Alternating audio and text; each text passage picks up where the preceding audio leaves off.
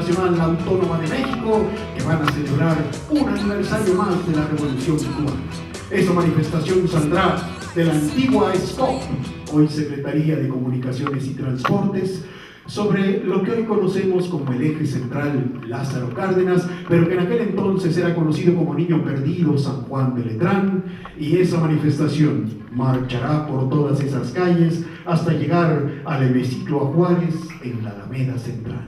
Y ya sabemos que en aquel entonces, cada vez que se encontraban frente a frente estudiantes del Politécnico y la universidad, esto casi siempre terminaba en una trifulca. Sin embargo, todo parecía que iba a terminar en calma. Los estudiantes del Politécnico llegaron al casco de Santo Tomás, y ahí, frente a la Escuela Superior de Economía, todos empezaron a despedir. Unos iban a sus casas, otros a una fiesta, otros al cine, cuando de pronto, de quién sabe dónde, salen unas voces que dicen: ¡Al Zócalo! ¡Al Zócalo! ¡Vamos al Zócalo!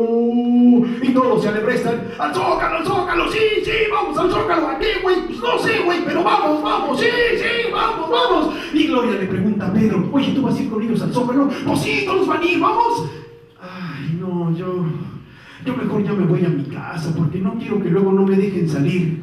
Y Pedro, que tiene todas las ganas del mundo, dice con sus cuates: pasamos, y que no pasan, y que sí pasamos. Y en una de esas, yo no sé cómo estuvo, que los de atrás empujan a los de adelante, ¡fras! Y los de adelante van sobre los granaderos, y los granaderos entonces que sacan sus macanas, y ¡chan, chan, chan! Y nosotros que corremos a toda velocidad, y los basureros del centro, chingo de piedras, y órale, güey, órale, y apúntale bien, güey, órale, y entonces los cabrones que sacan sus pinches gases lacrimógenos,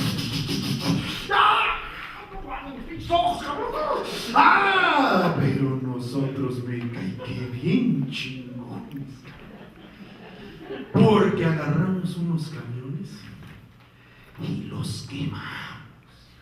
Ardían chulísimo, parecía película. Y luego la solidaridad entre los cuates de las prepas y nosotros, Pumas y Poli unidos. No, yo cuando vi eso dije: pues ahora sí vamos a cambiar este país, cabrón. No, y ya sabes qué, ya quedamos, nos vamos a ver hoy a las 5 de la tarde en la prepa 1 de San Ildefonso. ¿Y sabes qué, pinche Pedro? Nos van a enseñar a hacer unas pinches bombas molotov. ¿Y sabes qué, güey? Con esas pinches bombas, pinches policías nos la van a pelar. ¿Entonces qué, pinche Pedro, vas? No. ¿Por qué, güey? Pues yo nomás digo: ¿para qué? ¿Cómo que para qué, güey? ¿Para protestar? ¿Protestar de qué? Ay, güey, pues de todo. Chingo de pobres, policías ojetes, gobierno cabrón, pura pinche tranza para todo. Digo, pues como dice mi primo, ya que se destapó la cloaca, que se siga destapando para que nos purifiquemos. No mames, pinche Julián. Mira, mi abuelo me ha contado un chingo de historias donde el ejército llega y te desaparece, güey. Además, la neta es que quiere ir a ver a Gloria.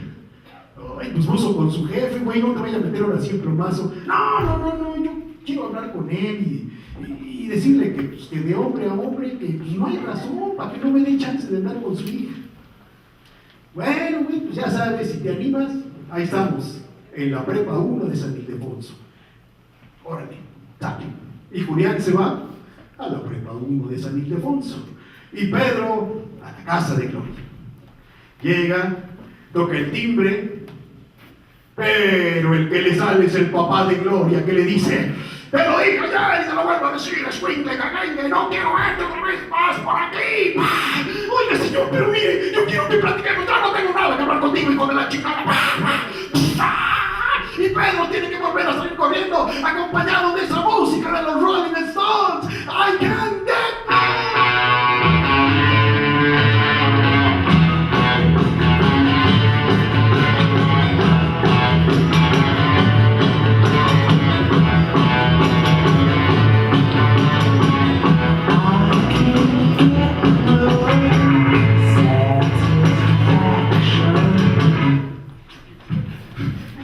esta vez Pedro no va corriendo hacia su casa, no.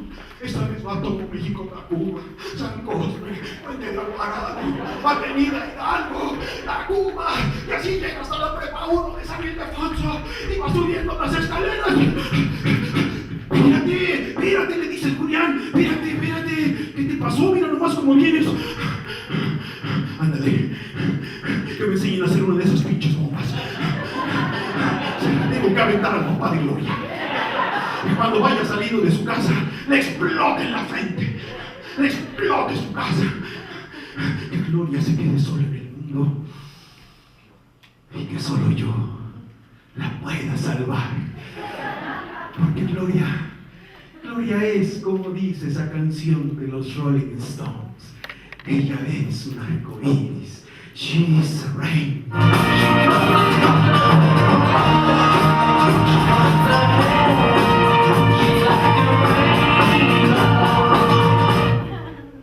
Y esa noche, los estudiantes salen con sus bombas Molotov a enfrentarse a la policía. ¡Órale, güey! ¡Mira nomás! ¡Otra vez, cabrón! ¡Mira! ¡Ah, qué bonito, cabrón! ¡Órale, la que sigue! ¡No, güey! ¡Ponle más gasolina, pendejo! ¡Juárez! ¡Pero sácale estopa, pendejo! Al principio parece que van ganando. Pero en esos días todavía la policía está mejor organizada.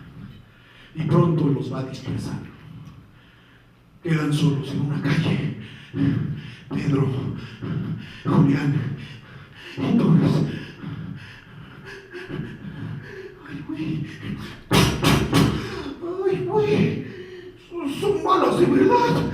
Estos cabrones están tirando a matar. ¡Córranle, cabrones! ¡Ah! ¡Le dieron a Torres! ¡Vámonos, pinche Pedro! ¡No le hagas salero, cabrón! ¡Vámonos! ¡Es que le dieron a Torres! Julián se va. Pedro regresa con Torres. En ese momento llega una patrulla. 3 policías se bajan y rodean a Torres. Rodean a Pedro. ¿Por qué lo mataste? ¡No lo maté! ¡Lo mataron ustedes! Nosotros no matamos a nadie. ¡Cállate! ¿Por qué lo mataste? ¿Te caía mal? ¡Yo lo maté! ¡Lo mataron ustedes! ¡Cállate, cabrón! Que nosotros no matamos a nadie. Y si te sigues poniendo difícil, te vamos a pasar con los judiciales. Ellos tienen sus métodos para que la gente diga lo que tiene que decir. ¿Cuántos años tienes? ¿Por qué? Me estás poniendo difícil. ¿Cómo te llamas? Pedro. ¿Sabes cuántos años te echan por esto? ¿Sabes cuántos años? 20. ¿Cuántos años dijiste que tienes? ¿Cuántos años tienes? 14. Y a ti te meten a la correccional.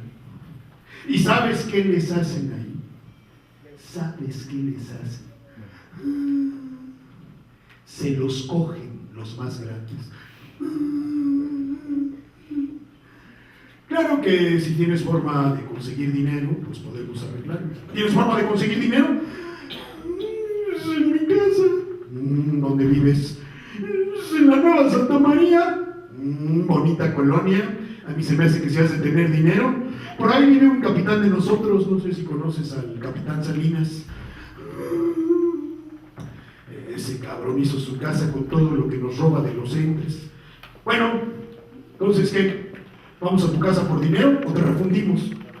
Vamos a mi casa. Bueno, súbete a la patrulla. ¿Pero qué va a pasar con mi amigo? Shh. Ahorita llega el Ministerio Público, toma nota y tú te olvidas. Tú no has visto nada. Pedro sube a la patrulla, llegan a la casa de Pedro. Cuando el papá de Pedro se entera de que tiene que soltar toda una quincena para que lo dejen libre, empieza a protestar y dice, es que esto no se vale, es que esto es injusto. Pero la mamá de Pedro le dice, ya, dales el dinero. Que en este país hay muchas cosas que no se valen y que son injustas, pero que son. El papá de Pedro entrega el dinero. Sueltan a Pedro. Y cuando sale de la casa, Pedro le cuenta a sus papás lo que acaba de pasar con Torres. Y entonces el papá de Pedro dice: a ver, vamos en el carro, vamos a buscar a Torres. Y van a las calles del centro histórico. Pero Torres ya no está. Van a la Cruz Roja. Nada. Al Hospital Rubén Leñero, que en aquel entonces se conocía como la Cruz Verde. Nada. A la delegación de policía. Nada. Van entonces a la casa de los papás de Torres. Bueno, les platican. El papá de Torres se enoja mucho y la agarra a trancazos contra Pedro. El papá de Pedro interviene. La mamá de Pedro calma todo. La mamá de Torres también interviene. Y entonces todos juntos, en el carro del papá de Pedro, van a hacer el recorrido.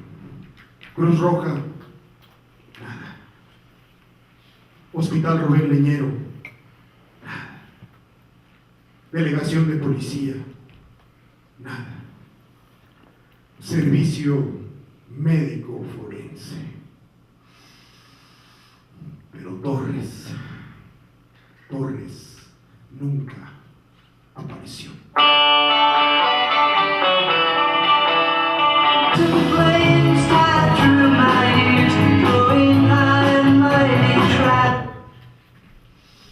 Pero el 15 de agosto, mi papá me llevó con unas primas a Culiacán. Tal vez con la esperanza de que yo jamás volviera a ver a Pedro. Pero allá en Culiacán, allá, me enteré que los estudiantes preparaban una enorme manifestación para el 27 de agosto. Y yo dije, tengo que ir a México, tengo que ver a Pedro. Así que me armé de valor y fui a hablar con mi tía y le dije: tía, tengo que ir a México, tengo que ver a Pedro.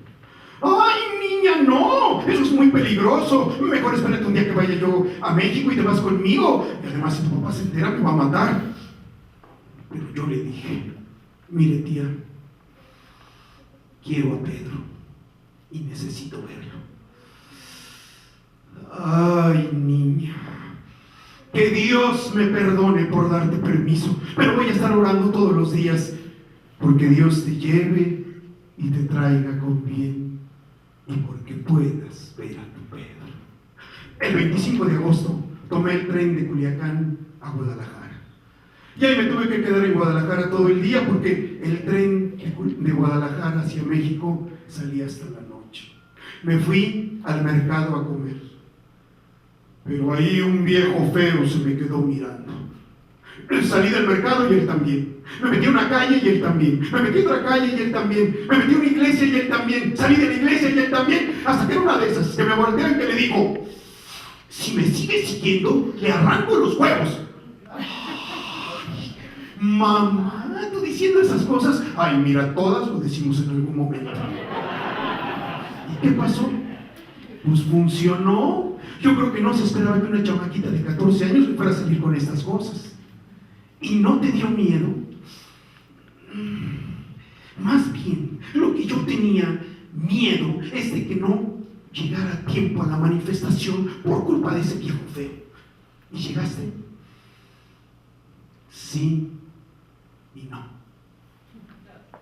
La mañana del 27 de agosto de 1968, Gloria llega a la terminal de trenes en Buenavista, acompañada de esa canción de los Beatles, All You Need Is Love.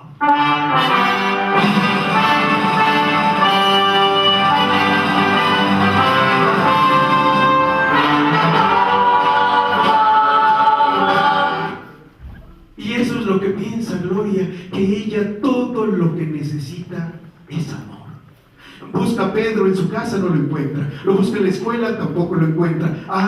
Pero sabe que lo puede encontrar ahí en el Museo de Antropología, donde se están congregando todos los contingentes.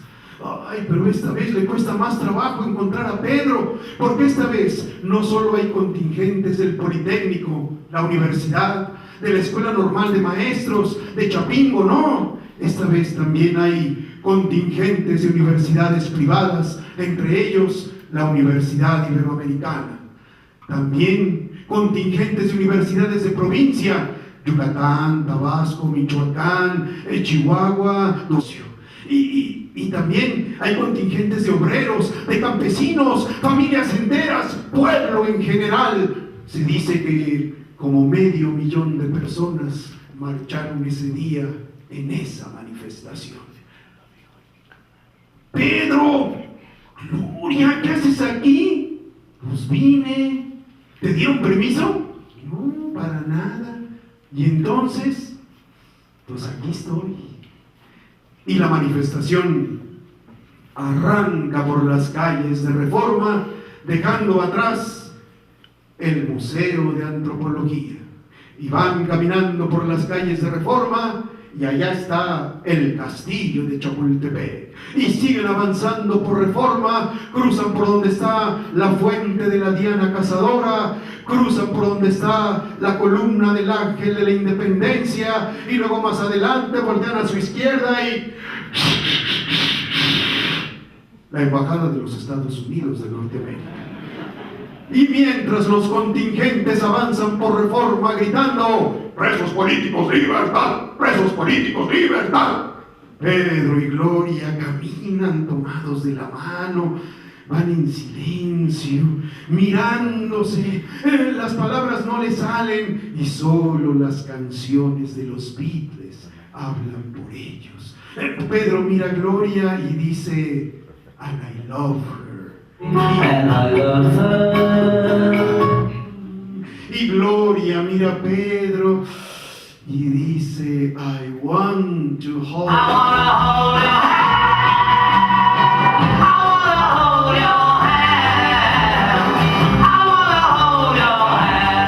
y los dos parece que piensan al mismo tiempo esa canción que dice: I'm so happy just to dance with you.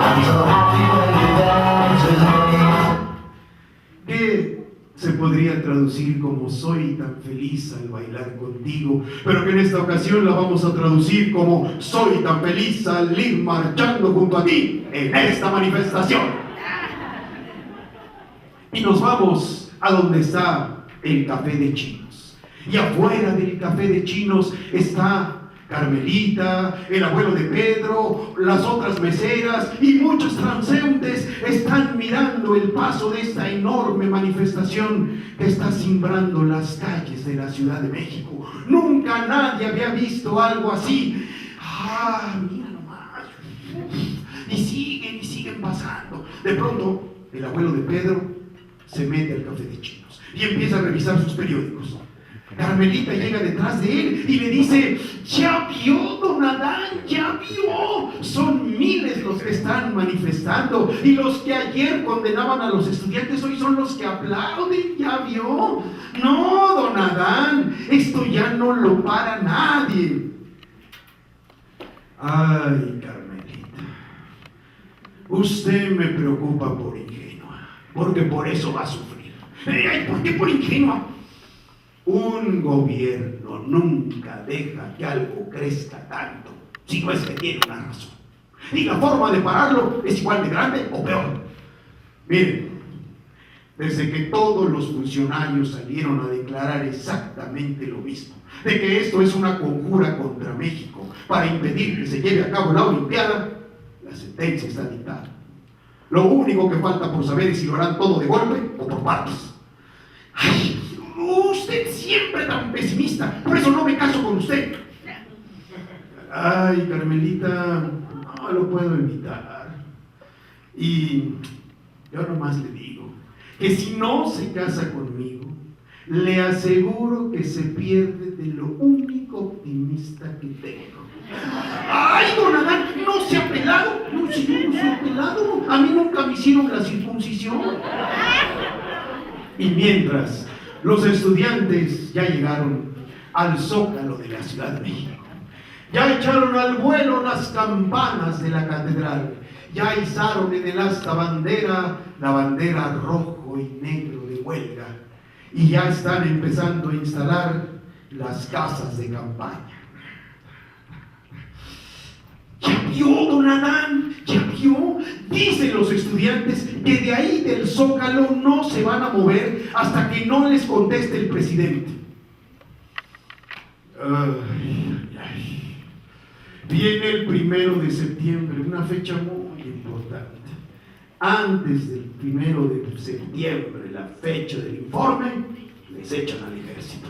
Ay, ¿pero usted cree que se atrevan cuando los ojos del mundo están puestos sobre México? No le digo, Carmelita, no sea ingenua. Un gobierno tiene que demostrar que es gobierno, si no, lo cambia. Es como todo. Un esposo tiene que demostrar que es esposo, si no, pues lo cambian. Lo mismo las esposas, las amantes, las meseras, todos. Los únicos que no tienen que demostrar nada, y luego por eso a veces se la creen que pueden todo, son los hijos. Y los estudiantes son los hijos de este gobierno. A las 12 de la noche, tanques y camiones militares rodean el Zócalo. Señores manifestantes, les habla el general Benjamín Reyes García, comandante de la primera zona militar.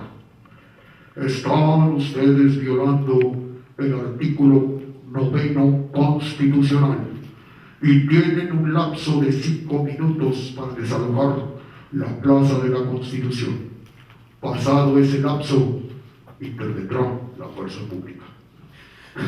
¿Qué vamos a hacer, Pedro? Pues no sé, Gloria. Unos están diciendo que nos vayamos, otros que nos quedemos. Si los soldados nos ven divididos, nos van a atacar. Ay, Pedro, yo ya no quisiera tener que regresar a Culiacán. Yo quisiera que nos fuéramos a vivir juntos, tú y yo, ya. Pues sí, sería bonito. Pues vámonos.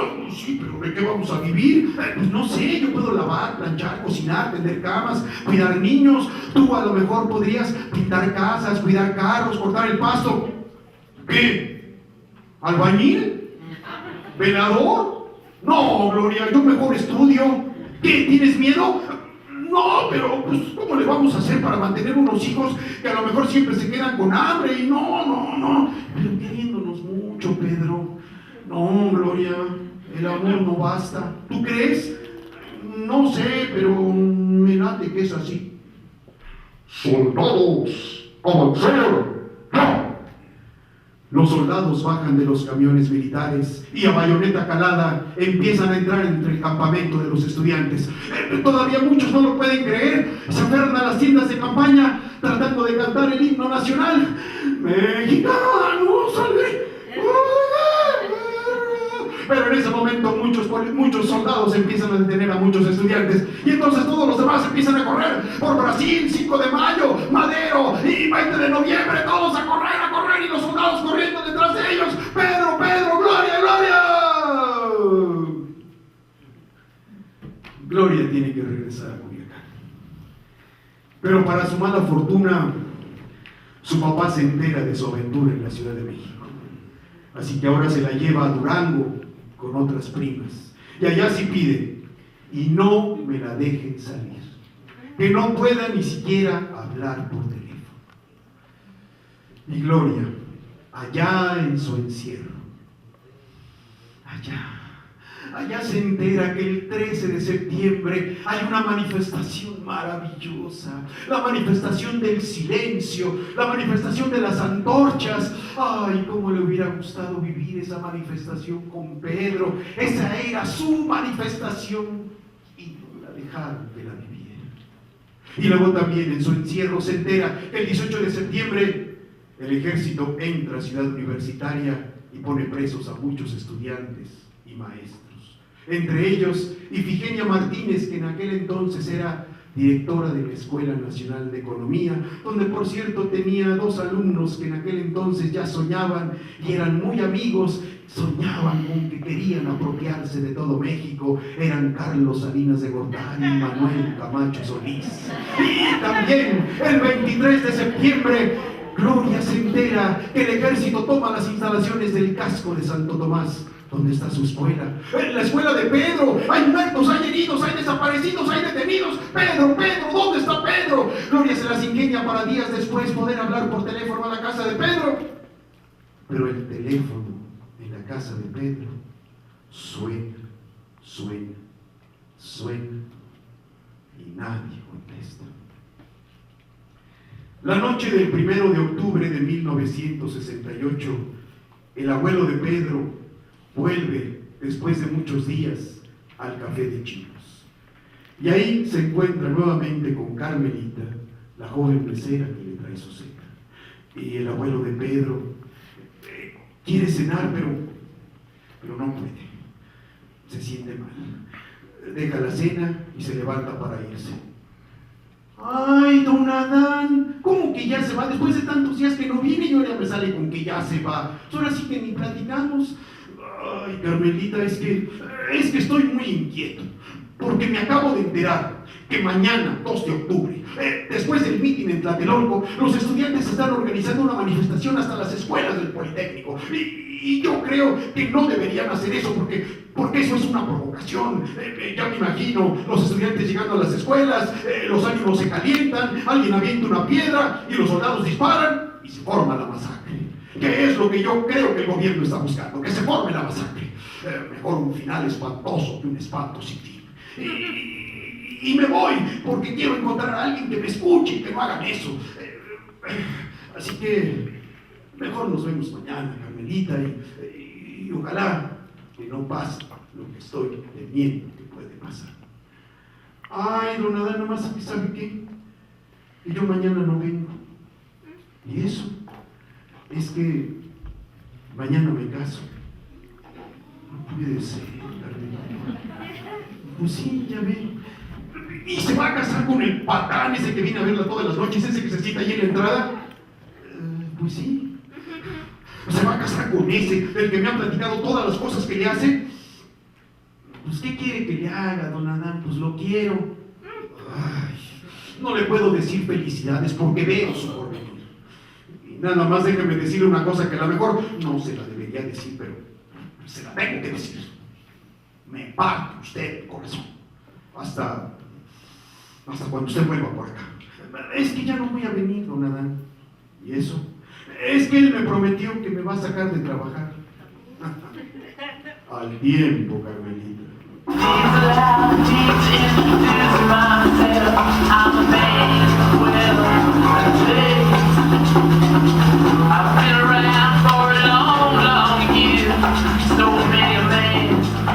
De octubre de 1968. El mitin convocado por el Consejo Nacional de Huelga se inicia a las 5:30 de la tarde. Desde una hora antes, centenares de manifestantes, estudiantes, hombres y mujeres, señoras con niños, han comenzado a congregarse. Entre los asistentes se suelta el rumor de que hay agentes policíacos vestidos de civil mezclados entre los manifestantes. Un guante blanco en la mano izquierda los identifica. Son las 6:10 de la tarde. La gente se percata que cientos de soldados abandonan sus vehículos y empiezan a correr, abriendo fuego al aire. El líder estudiantil que está hablando exige desesperado que nadie corra. Eso es imposible. El fuego de ametralladoras, bazucas y rifles ya provocó la psicosis. ¡Es una pesadilla! El ejército cierra todas las vías de escape. ¡Es una emboscada! ¡Es una matanza!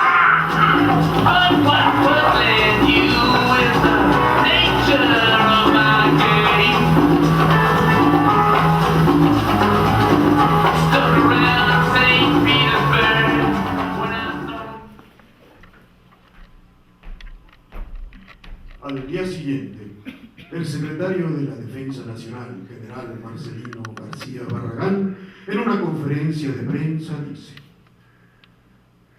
el ejército intervino en Tlatelolco a petición de la policía para sofocar un tiroteo entre 2 grupos de estudiantes. Fernando M. Garza, director de prensa y relaciones públicas de la Presidencia de la República, dice ante los corresponsales de la prensa extranjera: ya se acabó con el foco de agitación y se garantiza la tranquilidad durante los Juegos Olímpicos. ¿Qué hacer con todo esto?, se pregunta Pedro muchos años después del 68. Murió mi abuelo y me dejó todas sus notas, todos sus apuntes sobre los movimientos sociales en los que él intervino. Él estuvo en 1938 con Lázaro Cárdenas cuando la expropiación petrolera, ahí andaba con su fusil. Él estuvo en 1958 con Demetrio Vallejo y Valentín Campa en la gran huelga ferrocarrilera. Él estuvo con los maestros en 1960, con los médicos, y formó parte del movimiento de liberación nacional que encabezaba el periodista de la revista Siempre, Víctor Rico Galán. Y también lo invitaron a formar parte de la guerrilla, pero ahí fue cuando él dijo: no, ya no, por ahí no es el camino.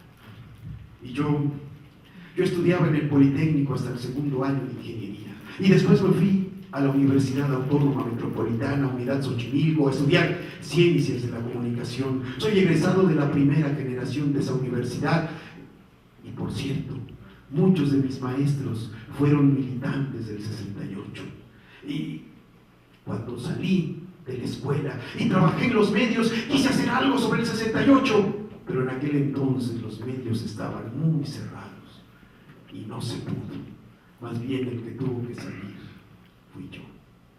Y ahora Pablo, el hijo del primer matrimonio de Pedro, que ya lleva 3, que parece ser el símbolo de esta generación, al igual que la mezclilla. Bueno, pues Pablo, él sí quiere hacer algo sobre el 68, quiere hacer una película, un libro, y le pide a su papá todos los apuntes, y además empieza a entrevistar a mucha gente, y en una de esas llega al café de chinos y se encuentra con Carmelita. Pero Carmelita lo mira, como que lo reconoce, pero ¡ay!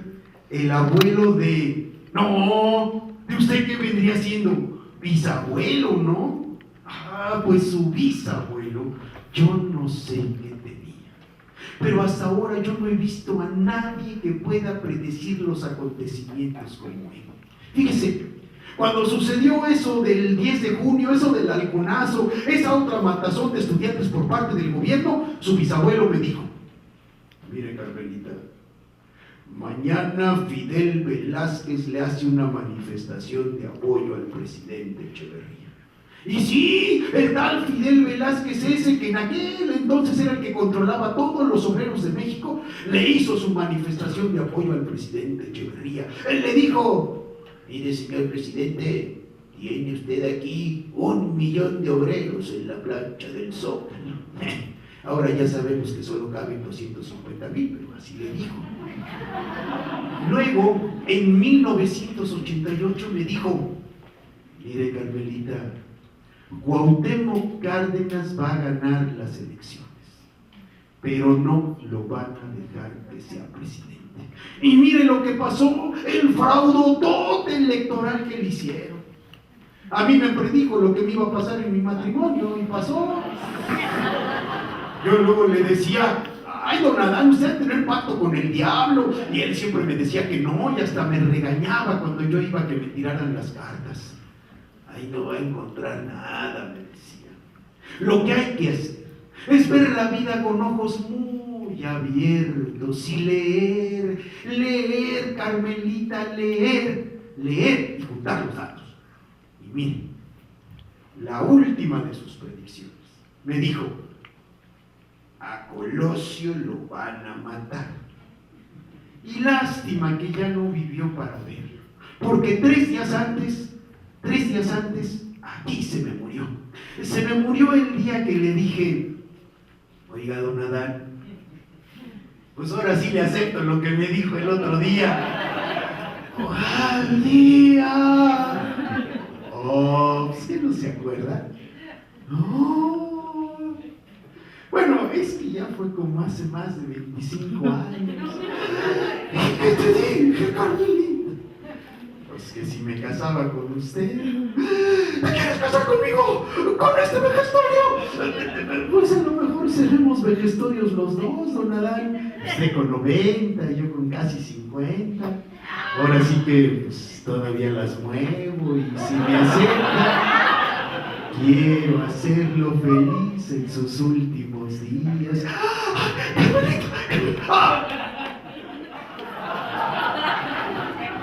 Y por más que lo quise revivir con respiración de boca a boca, no pude. Lo único que sí me queda de gusto es que creo que murió con un último gesto de satisfacción. Me agarró aquí Todavía sentí su mano fuerte y luego ya se desvaneció. Y desde entonces traigo luto por él. La verdad que lo quise. Y luego Pedro todavía le cuenta a su hijo Pablo de un día que fue muy importante para él, el 9 de diciembre de 1968.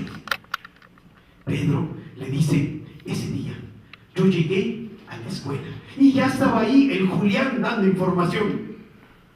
Compañeros, el pasado viernes 6 de diciembre de 1968, el Consejo Nacional de Huelga se reunió en el auditorio de la Escuela Superior de Ingeniería Mecánica y Eléctrica, la legendaria ISIME en Zacatenco, y el Consejo Nacional de Huelga se declaró disuelto. Se levantó la huelga y ahora vamos a tener nuevas formas de lucha. Se acabaron los comités de huelga y vamos a empezar con los comités de lucha. Y ahora les pido a todos ustedes que se pongan de pie, porque voy a dar los nombres de los compañeros muertos en el movimiento y les guardamos un minuto de silencio. Entonces Julián empieza a dar los nombres y cuando llega el nombre de Pedro Ser Bueno, en ese momento Pedro va entrando al auditorio y Julián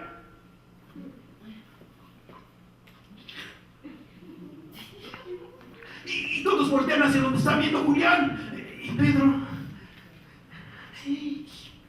¡pinche Pedro! ¡Estás vivo, cabrón! ¡Estás vivo, pinche Pedro!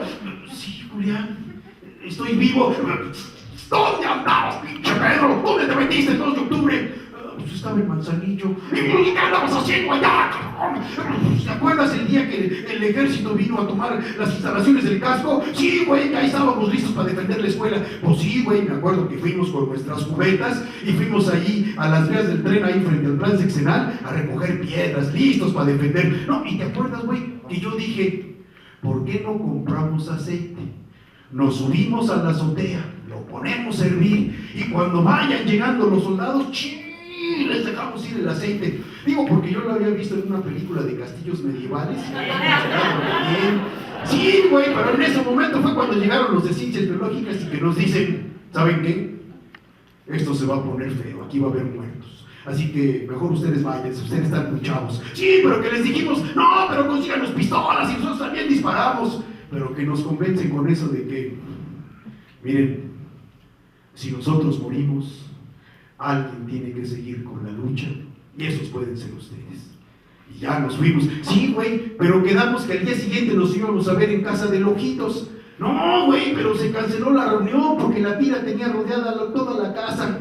Pues sí, güey, pero a mí nadie me avisa. Yo que llego, que toco y que de pronto siento a 3 monotes bien grandotes que se me vienen encima y digo, porque nada más los sentí porque ni los vi. Y yo que empiezo a correr y ellos que corren detrás de mí, yo digo que y yo que me acuerdo de las películas y que empiezo a correr que es que en zigzag para que no me fueran a dar. Ay, no, que no me tiraron a dar, pero sí sentí como me empezaban a corretear y yo entonces empecé a correr y llegué hasta la colonia Roma y ahí llegué al Samos de Aguascalientes y ya que le hablo a mi mamá y ya que me suelto a chichi. Y mi mamá me dijo, quédate ahí donde están los libros y no te muevas. Y yo ahí agarré el loco padre, casi me lo eché todo en lo que llegaba mi mamá. ¿Cuánto tardó? Y luego además cada señor gordo y grandote que yo veía, yo sentaba que era judicial y yo me escondía detrás del libro. Y ese día me enteré que a mi papá también por poco lo atrapan. Y fue mi papá el que dijo, no, ya, vámonos. Por eso nos fuimos a Manzanillo con unos amigos de mi papá, al mar, a la playa, a caminar. Y allá nos agarró el 11 de octubre. Y regresamos el 5 solo porque mi papá insistió mucho. Pero cuando llegamos acá, todos los compañeros nos dijeron, ¿saben qué?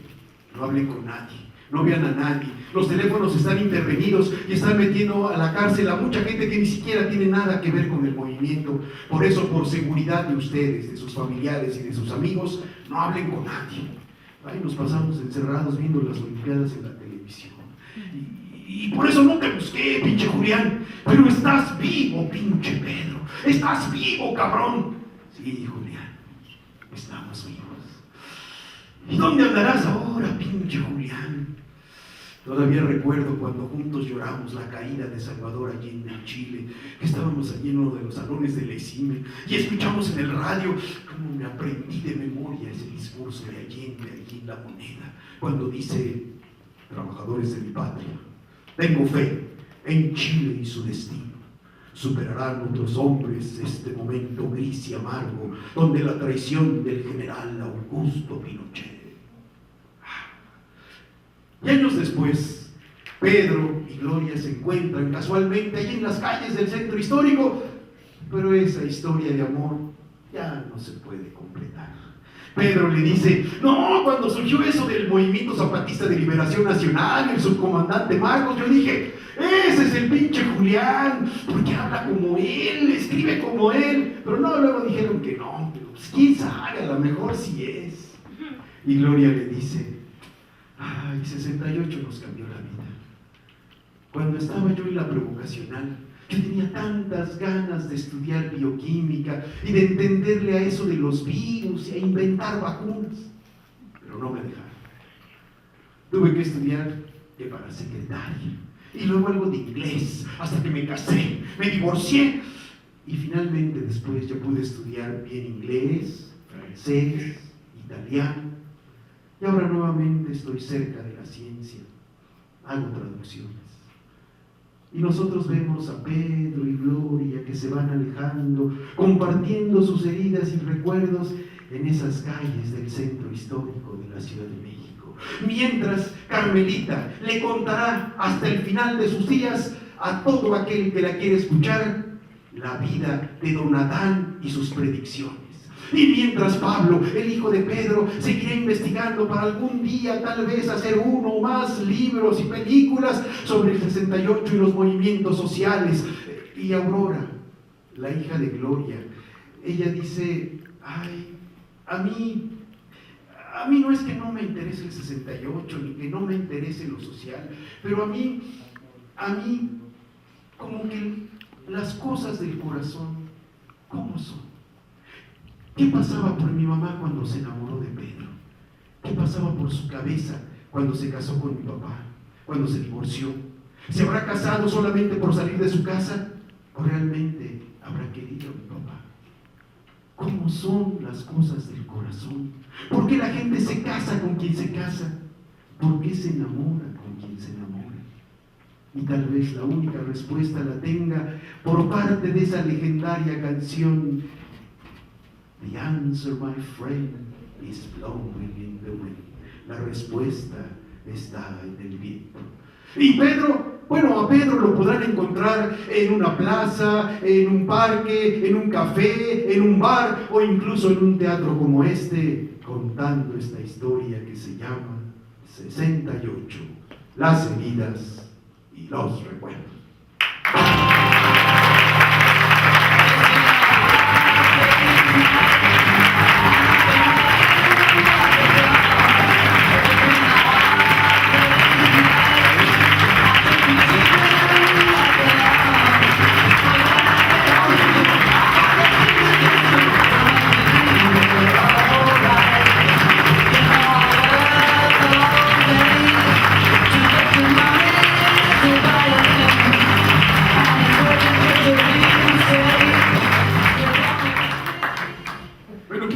Gracias por estar aquí, por haberme acompañado en esta función. Hoy es un día muy especial porque pues vamos a develar una placa por las 150 representaciones que he venido haciendo de esta obra. Es muy curioso porque finalmente haciendo las cuentas ya van más de 150, pero pues como no había habido un momento en el cual hacerlo, pues ya hoy lo vamos a hacer. Esta obra yo la estrené en el año 2005 en el Centro Nacional de las Artes y ahí hubo 2 temporadas que dieron en total 18 funciones. Luego afortunadamente tuve una de las becas del FONCA que se llamaba México en Escena y eso me permitió hacer 40 funciones en escuelas, luego creadores escénicos, artes por todas partes y funciones en muchísimas escuelas, tanto sobre todo del Politécnico, que ahí me interesaba mucho que fueran, porque es sobre todo es una visión politécnica. Entonces, para mí es muy emocionante, ojalá que pues, pronto podamos llegar a las 200, si es que la vida lo permite. Y bueno, para que me acompañen en esta develación de placa, y déjenme decirles, inmediatamente después de la develación de placa, se pondrán a la venta aquí los libros donde está impresa la obra del 68, que viene acompañada de otra obra que se llama 1994, la terza sucesión presidencial. Ese libro cuesta 50 pesos. Estarán a la venta también los discos donde viene la versión radiofónica que se hizo sobre esta obra, que es un poquito más larga, y habrá también algunos otros libros. Entonces, para la develación de la placa, yo quiero pedir, vamos a prender las luces de sala, voy a pedirle que pasen aquí al frente, personas que han sido muy importantes. Me encantaría poder pedirle a toda la gente que ha sido muy importante durante todo este tiempo para la obra, pero bueno, es difícil. Entonces, en esta ocasión, le voy a pedir a compañeros del Consejo Directivo de la SOGEM que sean los que pasen. Vamos a empezar con la presidenta de SOGEM, Lorena Salazar, a quien le voy a pedir que pase por aquí.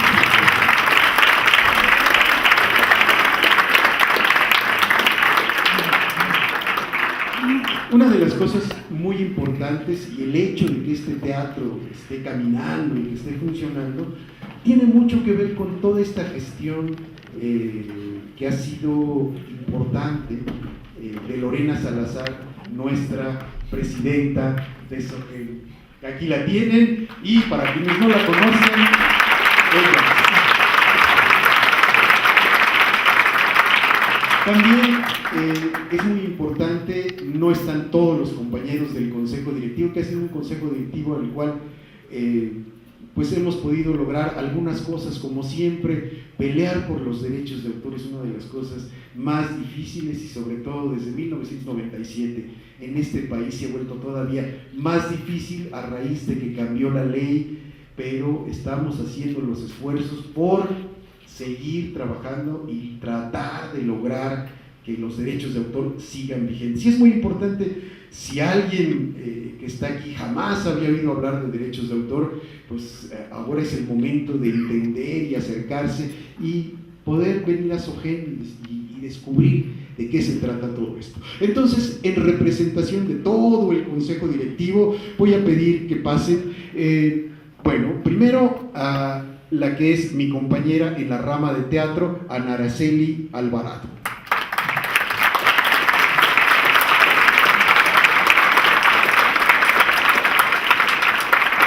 Ana Araceli es, aparte periodista, es una promotora insistente, anda por todos lados haciendo pues labor, picando piedra en distintos lugares, y eso es muy importante porque es algo que de alguna manera falta.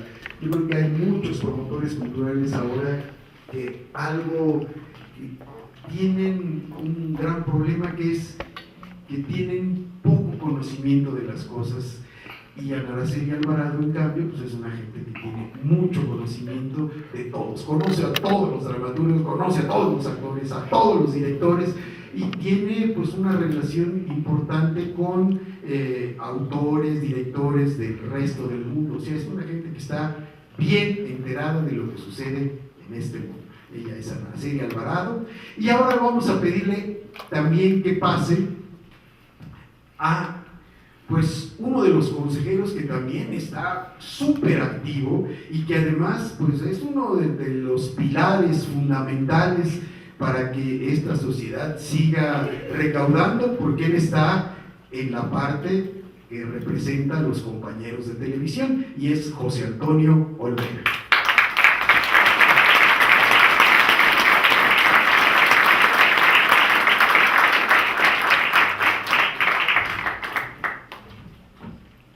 Además, bueno, pues él tiene la experiencia de haber estado en Televisión Azteca, Televisa, puede comparar, sabe, en fin, tiene muchas cosas que aporta cotidianamente en el Consejo Directivo.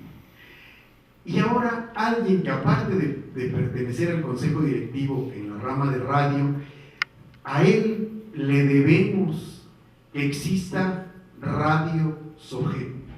Radio Sogén, que ha sido un esfuerzo que ha costado trabajo, pero que finalmente ya se logró que este año esté al aire. Ustedes pueden sintonizar www.radiosogen.org y ahí podrán encontrar una serie de propuestas muy importantes.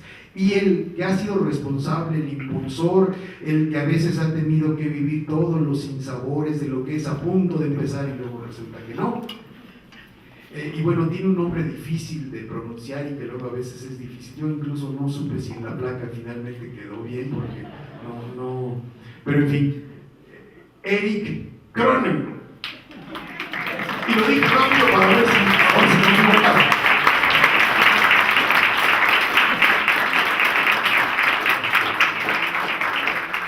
Por cierto, aprovecho para decirles que ustedes me podrán escuchar precisamente en Radio Sogén todos los martes a las 7 de la noche con un programa que se llama, pues es un halago al ego, que se llama Media Hora con Miguel Ángel Tenorio, y ahí por ejemplo pues podrán escuchar las instantáneas de la ciudad y otro material que también tengo.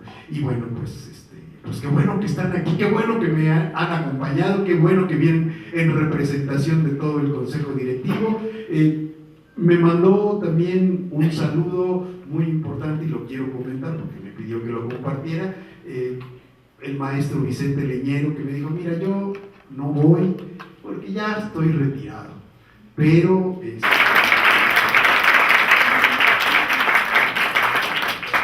dice así: Teatro Gilberto Cantón, Teatro de los Escritores Mexicanos, celebra 68, Las heridas y los recuerdos, texto y voz de Miguel Ángel Tenorio. No leo. Estrenada el 18 de febrero de 2005 en el Aula Magna Centro Nacional de las Artes. Develan esta placa la maestra Lorena Salazar, presidenta de SOGEM.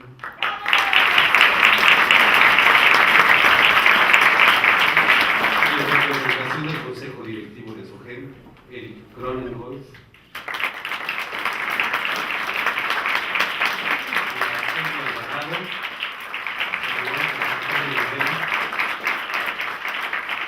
Un agradecimiento a las cientos de personas que han contribuido a construir esta utopía posible que sigue adelante. México, Distrito Federal, 2 de octubre de 2013.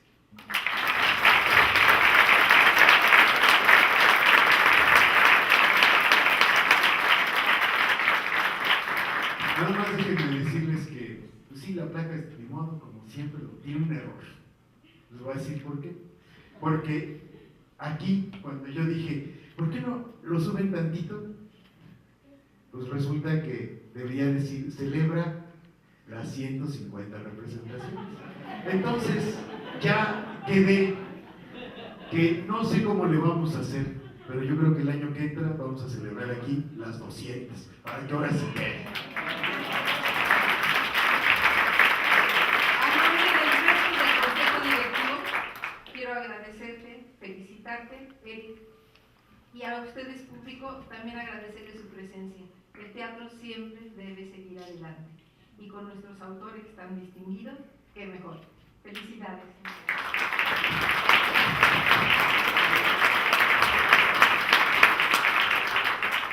Impresionante tu autopuesta en escena. Me parece que el alma, el ritmo, el coraje, ¿no? Para alguien que además no fue, digo, somos de la misma generación, tenemos 14 años.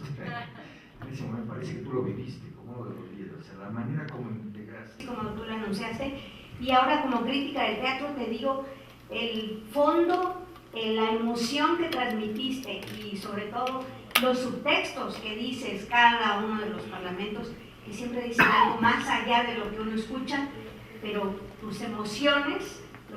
Gracias.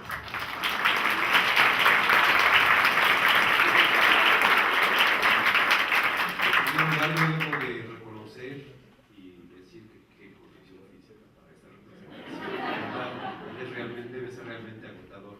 Y en segundo lugar, la disfruté enormemente. En esta ocasión vine con mi universitario y creo que esta es una obra que afortunadamente, como lo has dicho, ha sido representada sobre todo en escuelas. Ojalá se siga representando en todas las escuelas posibles, no solo del Politécnico, sino de las universidades públicas sobre todo, pues para que los jóvenes sepan qué es lo que significa el 68 realmente, que muchos lo vivimos yo era niño, lo viví así como casi de oídas, y creo que logras recrear perfectamente el entorno, esa atmósfera que se vivió en el momento, y por eso pues, muchas felicidades, Miguel Ángel.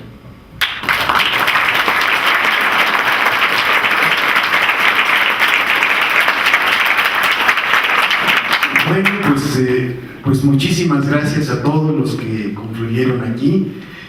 Siempre, digamos que entre mediados de septiembre y octubre, esta obra la estoy presentando. Ya es como dicen cuando hay muchos grupos presentan las pastorelas en diciembre. Bueno, yo llego a octubre y esta obra la estoy presentando continuamente.